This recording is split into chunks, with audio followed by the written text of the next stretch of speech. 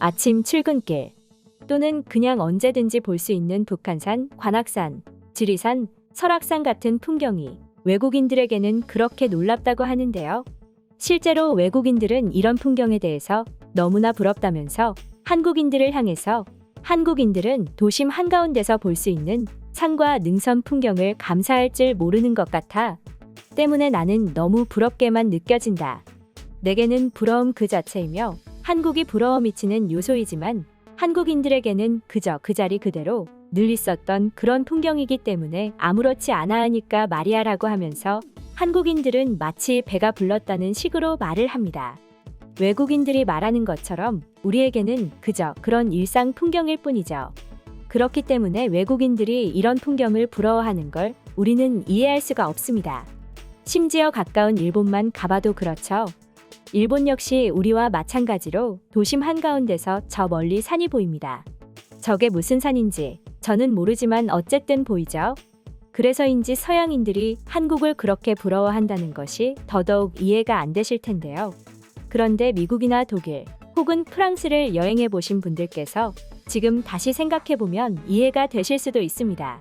또 할리우드 영화를 보더라도 도심 한가운데서 저 멀리 산이 보이는 경우는 거의 없죠. 빽빽하게 서 있는 고층 빌딩이라든지 또는 쭉 이어진 길이나 집, 그리고 여러 건축물만 보일 뿐이지 쉽게 산을 볼 수 없습니다. 산이 보이지도 않으니 당연히 등산을 하려거든 적어도 이틀은 스케줄을 비워둬야 할 정도라고 하는데요. 등산 한번 하려거든 10시간씩 또는 12시간씩 운전을 해야 하는 경우도 해외에서는 허다하다고 합니다. 심지어 10시간, 12시간씩 꼬박 차로 이동해서 도착한 산이 그렇게 아름답냐? 그건 또 아닙니다. 물론 전 세계 수많은 산이 있고 아름다운 산은 차고 넘치죠. 하지만 보기에 아름다울 뿐이라고 합니다. 전문 산악인이 아니라면 등산을 하기 어려울 정도의 매우 험준한 산이 많고 또 곰 같은 야생동물을 만나 위험한 상황에 놓이는 경우도 자주 발생하기 때문에 한국인들은 아무도 모르는 곰통이라는 곰을 쫓기 위한 이런 아이템이 외국인들에게는 필수품일 정도죠. 하지만 한국에서는 어떤가요? 하루, 이틀, 스케줄을 굳이 비울 필요 없이 퇴근 후에 뒷산만 가더라도 등산로를 잘 갖추고 있고 가로수 그늘 아래 저 멀리 보이는 서울 야경을 하염없이 바라보면 그렇게 아름다울 수가 없습니다. 뿐만 아니라 주말 마음먹고 등산하겠다고 하면 지하철 타고 몇 정거장만 이동하면 등산로 입구죠. 물론 한국에서도 야생동물을 마주칠 일이 없지는 않지만 인적이 드문 서양의 산에 비하면 훨씬 안전한 편입니다. 때문에 외국인들이 그렇게 부러워하는 거죠.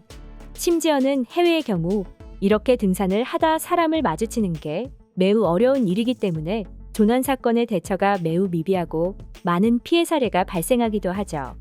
그리고 이 때문에 외국인들의 부러움을 사기도 합니다. 실제로 과거 글로벌 영어 커뮤니티에는 한국에서 등산을 하다 발목을 삐어 난처한 상황에 놓였는데 그때 마침 등산을 하던 한국인 아줌마 무리의 도움을 받아 너무 고마웠다는 사연이 올라와 화제가 된 적도 있는데요. 지금부터 해당 사연 한번 함께 보시겠습니다. 안녕하세요. 저는 독일에서 태어나 독일에서만 자라온 사라라고 합니다. 제가 태어난 곳은 유독 산을 보기 힘든 지역이에요. 그런데 정말 웃기게도 제가 가장 좋아하는 TV 프로그램은 내셔널 지오그래픽이나 디스커버리 같은 자연을 담은 프로그램을 엄청 좋아합니다. 그래서인지 자연스럽게 산을 좋아하게 됐죠. 하지만 여러분들도 아시다시피 독일에는 산지 비율이 낮아요. 물론 주변의 영국이나 프랑스에 비하면 훨씬 많은 편이기는 하지만요. 그러나 직전에 말했듯이 제가 사는 지역은 독일에서도 유독 산을 보기 힘든 드레스된 지역입니다. 이곳에서 등산을 할 수 있는 국립공원을 가려거든 S반 기차를 타고 40분 정도를 이동해야 합니다. 차를 타고 이동하면 몇 시간은 달려야 하죠. 물론 저는 산을 너무 좋아하기 때문에 한 달에 2~3번씩은 꼭 방문하고 있습니다. 뿐만 아니라 저는 오스트리아나 벨기에, 룩셈부르크 등 주변국들의 산도 몇 년에 걸쳐 도전을 했을 정도로 산을 좋아해요. 그러다 문득 유럽 말고 아시아나 아메리카 지역에 사는 어떤 곳이 있을까? 라는 생각이 문득 들더군요. 사실 저는 등산을 엄청 좋아하지만 정확히 거기까지입니다. 등산 외에 다른 야외 활동은 별로 좋아하지 않아요. 가끔 친구를 만나 수다를 떨고 맥주 한잔 하기는 하지만 그리 즐기는 편은 아닙니다. 그 밖에 취미나 관심사 모든 것들이 오롯이 등산 또는 캠핑뿐이었어요. 그래서 해외여행을 한 번도 계획한 적이 없다가 이번에 갑자기 여행을 준비해 다녀오게 됐습니다. 목적지는 한국이었어요. 아시아와 아메리카 지역의 산을 알아본다고 했었죠. 알아보다 보니 제 눈에 띄는 두 곳이 있었습니다. 일본과 한국이었어요. 알아보니 두 나라 모두 명산이 많고 여행지로서도 매우 만족스러울 것 같더군요. 하지만 제 선택은 한국이었습니다. 제가 여행을 가고자 한 날이 9월이었기 때문입니다. 조사를 해보니 한국의 산들이 9월부터 11월까지 꽃을 피우는데 그렇게 아름답다고 하더군요. 또 유럽과 달리 단풍의 색깔이 빨간색과 노란색 두 가지가 조화를 이루고 있는 설악산의 풍경을 보고 저는 주저없이 한국을 선택할 수밖에 없었습니다.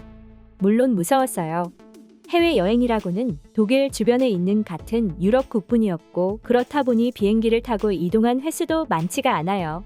드레스덴 공항에서 비행기를 타고 경유를 해서 무려 14시간이나 날아가야 하는 한국행 일정을 선택하고 나서는 너무너무 무서웠지만 아름다운 설악산 풍경을 볼 수 있다는 생각에 무진장 설레었죠. 그런데 한국에 도착 후 고작 2시간 만에 제 일정에는 큰 변화가 있었어요. 제 계획은 오로지 설악산이었기 때문에 호텔이라든지 어떤 음식을 먹겠다든지 그런 계획은 일절 세우지 않았습니다. 그런데 한국에 도착 후 고작 2시간 만에 저는 일정의 변화를 줘야만 했어요. 택시를 타고 이동하던 중 형형색색 오색 찬란하면서도 너무나 아름다운 색을 띠는 산을 봤고 기사님에게 물으니 산의 이름을 북한산이라고 하더군요. 그래서 저는 설악산은 며칠 후로 일정을 옮기고 당장 북한산을 오르기로 결정했습니다. 북한산 국립공원의 입구에 도착한 저는 얼마나 설렜는지 몰라요. 그래서 뒤도 보지 않고 산을 올랐습니다. 그런데 이게 웬일입니까? 독일에서는 국립공원이라 하더라도 그렇게 없던 사람들이 한국에서는 엄청나게 많더군요. 한국인들도 많았지만 저 같이 산과 등산을 좋아하는 외국인들도 참 많았습니다. 그 모습을 보고는 한국에 오기를 더더욱 잘했다는 생각이 들었어요. 그런데 너무 들떠 있었던 걸까요? 등산을 이어가다 30분 정도 올라갔을 때쯤 발을 헛디뎌 저는 발목을 삐었습니다. 순간 어떻게 해야 하나 수많은 생각이 들었어요. 그나마 다행인 건 등산로에 사람이 굉장히 많았다는 것이었습니다. 하지만 지금 해야 하는 생각이지 그 당시에는 그런 생각은 조금도 들지 않았어요. 그냥 너무 아프다는 것과 이제 나는 어떻게 해야 하는지 같은 정말 지극히 개인주의적 생각밖에는 들지 않더군요. 그대로 발목을 부여잡고 등산로 한쪽에 앉아서 많은 걱정을 하고 있었습니다. 아마도 사람들은 그런 저를 보고는 힘들어서 쉬는가 보다 또는 단풍을 감상하고 있나 보다 그렇게 생각했던 것 같아요. 처음에는 아무도 저를 신경 쓰지 않았으니까요.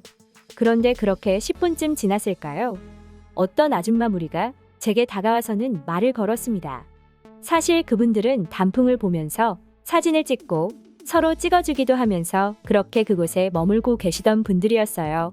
그런 분들이 제게 다가오길래 혹시나 사진을 찍어달라고 부탁하려는 건 아닐까 싶어서 저는 그분들이 먼저 말을 걸어오면 도와달라고 부탁할 심산이었습니다. 그런데 그분들의 첫 마디가 저를 놀라게 만들었어요. 아까부터 계속 발목 부여잡고 계시던데 혹시 발목을 삔 거 아니세요? 라고 하는 거 있죠. 심지어 그녀들 중 한 사람은 유창한 영어 실력으로 내게 말을 걸어오더군요. 정말로 충격이었어요. 그리고 감동적이었고 얼마나 고마웠는지 몰라요. 그래서 나도 모르게 울음을 터뜨렸고 다쳤다고 말을 했습니다. 이게 한국어로는 진상이라고 하는 것 같던데 그녀들은 진상 부리는 나를 그냥 두고 떠나지 않았어요. 더 이상 등산을 하는 것은 무리였고 그녀들은 나를 부축해 30분을 올라온 산을 다시 내려갔습니다. 난 그녀들에게 얼마나 미안했는지 또 감사했는지 몰라요. 저 때문에 그녀들의 등산을 망쳤으니까 말이죠.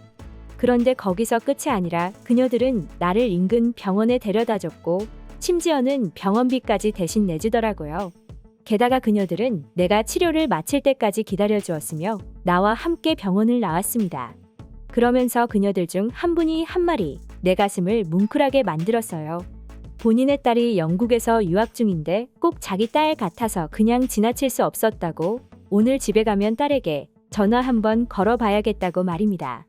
그리고 저보고도 그냥 지나치지 말고 숙소로 돌아가서 안정을 취하면 반드시 부모님에게 다쳤다고 사실대로 말하고 또 괜찮다고 안심시켜드리라고 하더군요.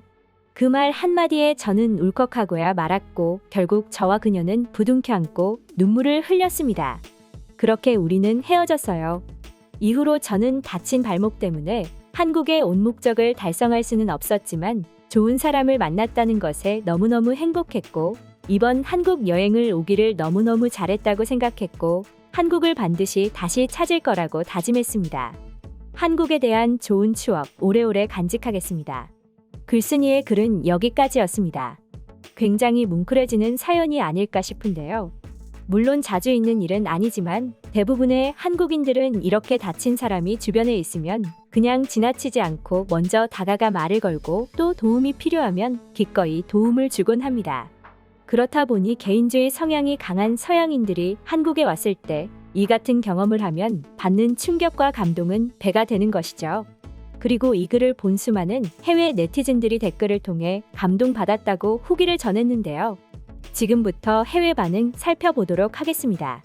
한국뿐만 아니라 내가 사는 내 나라가 아니라 해외여행을 하던 중에 저렇게 다치면 가슴이 찢어진다. 그런 상황에 누군가 다가와 내게 손길을 내밀면 그때 받는 감동은 배가 될 수밖에 없어. 영국에서 저런 일은 있을 수 없습니다. 산이 거의 없거든요. 그런데 영국에서 비슷한 상황에 놓인다면 아마도 사람들은 그냥 지나칠 겁니다. 소매치기를 당하는 나를 보고도 모른 채 하는 사람들이었으니까요. 영국만 그런 게 아니야. 프랑스도 그렇고 사라가 사는 독일 역시 마찬가지거든. 아마도 한국인들은 저런 걸 보고 정이라고 할 겁니다. 유럽이나 북미에서는 볼 수 없는 그런 모습이고 너무너무 아름다워 보이네요. 한국에서 생활한 기간이 그렇게 길지는 않지만 정이 넘치고 사람들은 모두 친절했어요. 그런 한국이 너무 좋았어요. 혹시나 한국인들이 나쁜 짓을 했을까 싶어 글을 읽었는데 아니라 얼마나 다행인지 모릅니다. 보통 한국에서 나쁜 짓을 하는 사람 중에서 한국인은 거의 없어. 중국인이라든지 또는 서양인들이 대부분이었어. 세상의 등산이 자유롭고 등산객이 많다니 얼마나 부러운지 모르겠어요. 저도 당신과 마찬가지로 꼭 한번 한국을 방문해보고 싶네요. 저도 등산을 정말 좋아하는 사람이거든요. 등산을 하려고 한국에 방문하는 사람이라면 봄이나 가을이 좋을 것 같아. 안전하기도 안전하고 무엇보다도 봄에는 벚꽃이, 가을에는 단풍잎이 얼마나 아름다운지 몰라. 살다 그런 아름다움을 직접 목격한 적은 한국 갔을 때가 처음이었어. 풍경을 보고 입이 벌어질 정도라니까. 이상 속닥속닥이었습니다. 영상이 재밌으셨다면 구독, 좋아요 부탁드리겠습니다. 시청해주셔서 감사합니다.